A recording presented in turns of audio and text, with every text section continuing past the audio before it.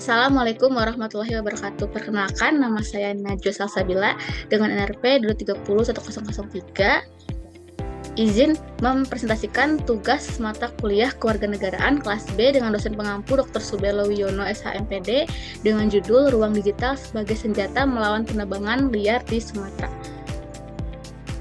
Slide selanjutnya terdapat daftar isi yang akan menjelaskan poin-poin yang akan dibahas pada presentasi kali ini. Itu yang pertama, daerah digital, yaitu ruang publik baru di era global. Yang kedua, ada banjir Sumatera terkait isu terbaru. Dan yang ketiga, sikap cerdas di era digital.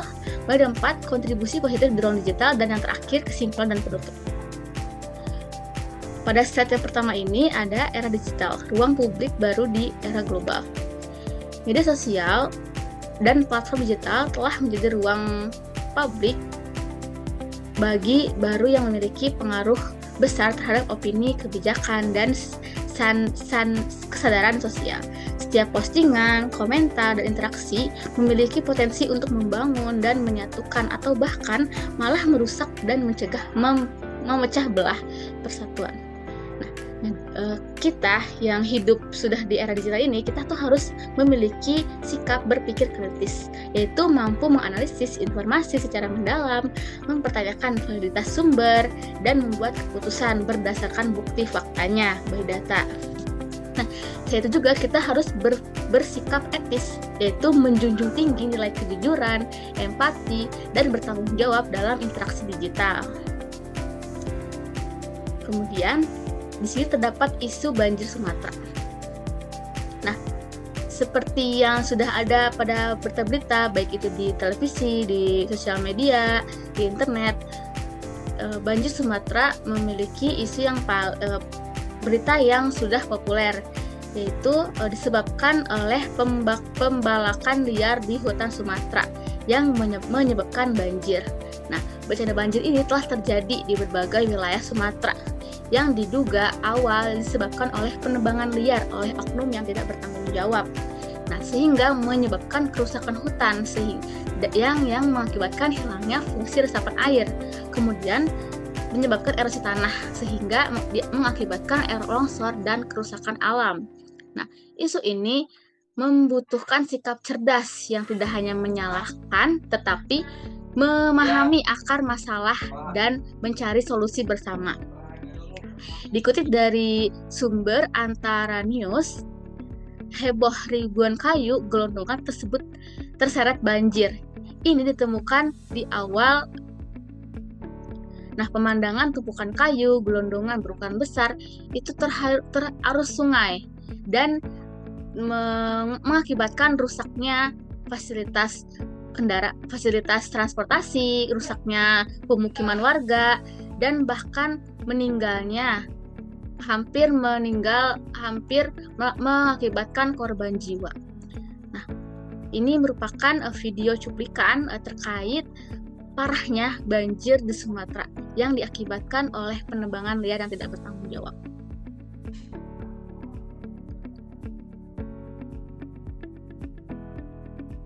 Selain itu juga terdapat cuplikan kedua yang bersumber dari Surat Indonesia yang menyatakan banyaknya influencer yang menyebarkan hoaks mengenai banjir di Aceh dan di Sumatera, sampai relawan ini geram gitu melihat berita hoaks yang sudah menyebar di mana-mana.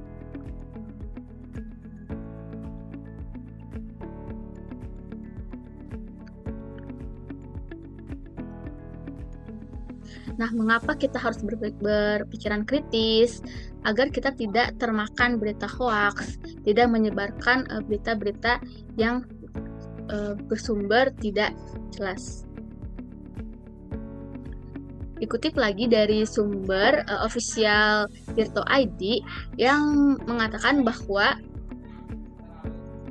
pembabatan hutan yang diperkirakan mencapai 750 hektar ini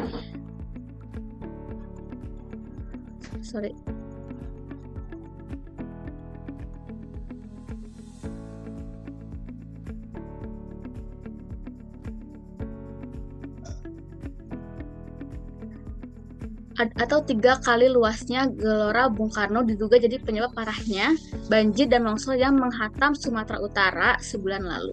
Nah, dugaan beserta bukti-bukti ini dikumpulkan oleh Adeluga Nusantara dan mereka menemukan pengobatan hutan belantara itu terjadi di konsesi milik PT Toba Pul Lestari di area Tapanuli, bahkan meluas hingga 150 hektar di wilayah konsesi.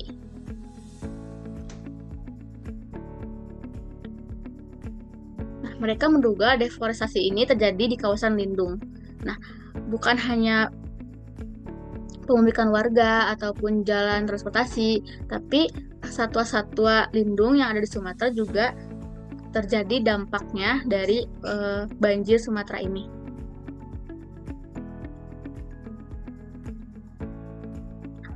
Setelah itu, bagaimana sih sikap cerdas dalam menyikapi isu di era digital?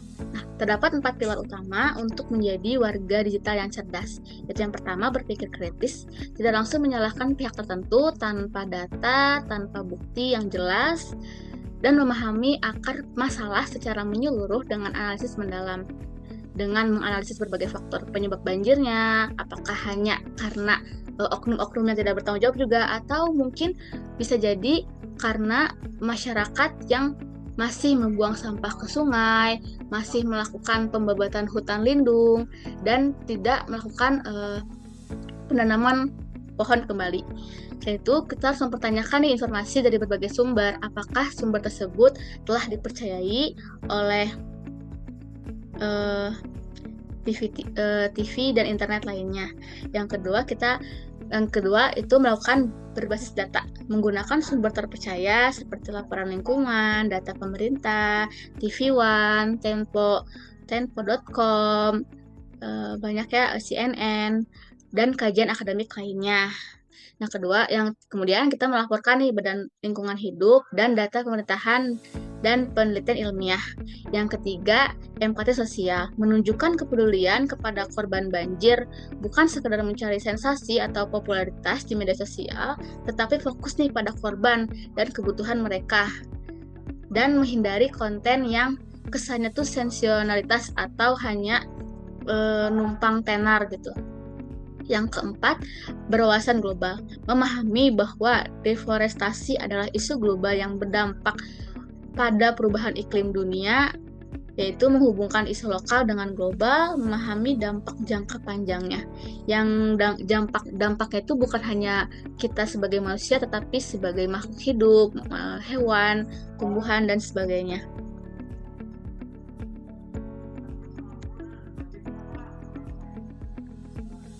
Kemudian, kontribusi positif di ruang digital. Dengan memenuhi ruang digital, gerakan untuk mengisi ruang digital dengan konten yang bermakna, edukatif, dan konstruktif, bukan hoax atau konten negatif. Yang pertama, edukasi digital menyebarkan konten informatif yang mencerdaskan publik, bukan menghakimi atau memecah belah suku maupun budaya. Dengan infografis dan video edukasi yang sesuai fakta, artikel, dan diskusi secara lapang dada. Kemudian yang kedua, kampanye positif. Menggunakan tagar positif untuk membangun kesadaran kolektif dengan hashtag #PryForSumatera atau hashtag stop penebangan liar. Yang ketiga, melawan disinformasi, menjaga integritas informasi dengan tidak menyebarkan hoax, tapi memverifikasi sumber terpercaya, mengkoreksi dengan santun apabila ada kesalahan di dalam informasi. Jadi kita harus melawan disinformasi ini dengan berkepala dingin, tidak terpercaya pada hoax, dan melakukan mengkoreksi atau mengomentar dengan ucapan yang santun. Dan yang terakhir, dukungan nyata, menggalang donasi dan dukungan untuk korban banjir, baik itu kita berdonasi mengasih uang maupun sandang pangan papan, maupun kita menjadi relawan untuk membersihkan area masjid, sekolah, dan area-area yang dibutuhkan oleh masyarakat yang berduka. Kemudian petisi digital untuk mengumpulkan dukungan publik secara daring. Dan kemudian Nah, edukasi digital mencerdaskan publik dengan konten informatif yaitu infografis edukatif. Visualisasi data tentang hubungan penebangan liar dan banjir mudah dipahami publik. Nah, kemudian ada video singkat edukasi, konten video pendek yang menjelaskan fungsi hutan yang fatal dan dampak deforestasi. Dan yang ketiga, thread dan artikel.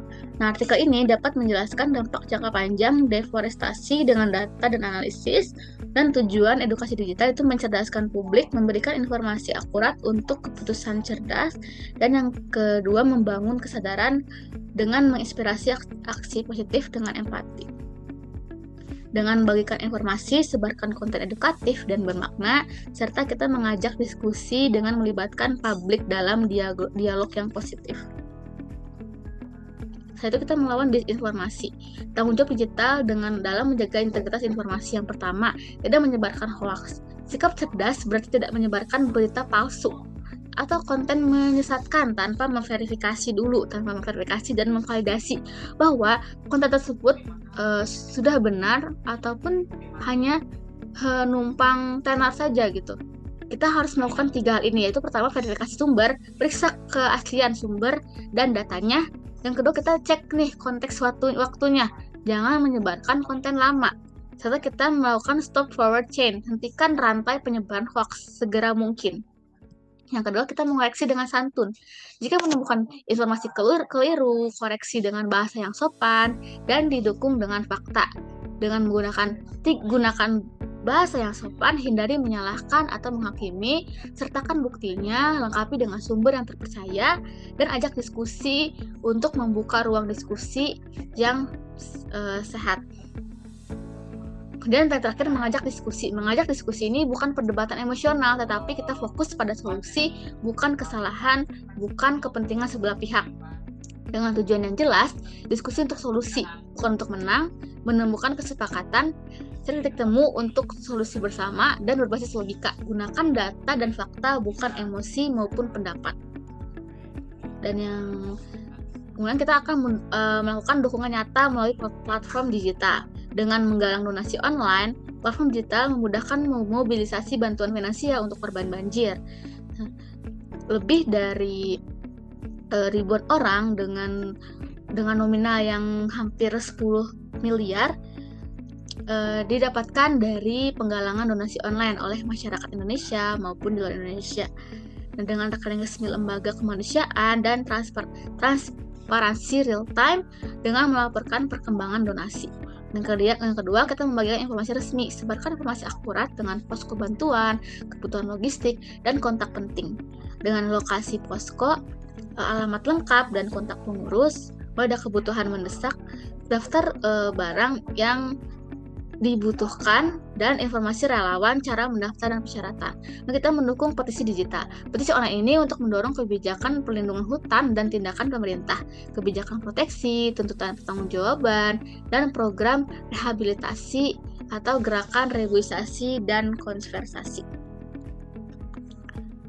Nah, di sini dan terakhir ada kesimpulan. Nah, sikap cerdas di global ini tidak hanya ditunjukkan lewat pengetahuan, tetapi juga melalui cara kita bersikap dan berkontribusi di ruang digital dengan menyebarkan informasi yang benar, bersikap empati, serta menjaga etika dalam bermedia sosial. Kita dapat membantu meningkatkan kesadaran tentang banjir di Sumatera akibat penebangan liar maupun terkait isu-isu lain yang beredar. Nah, ruang digital ini seharusnya dimanfaatkan sebagai sarana edukasi dan aksi positif demi menjaga lingkungan dan masa depan bersama. Sekian presentasi dari saya. Mohon maaf bila ada kesalahan. Wassalamualaikum warahmatullahi wabarakatuh. Terima kasih telah menonton.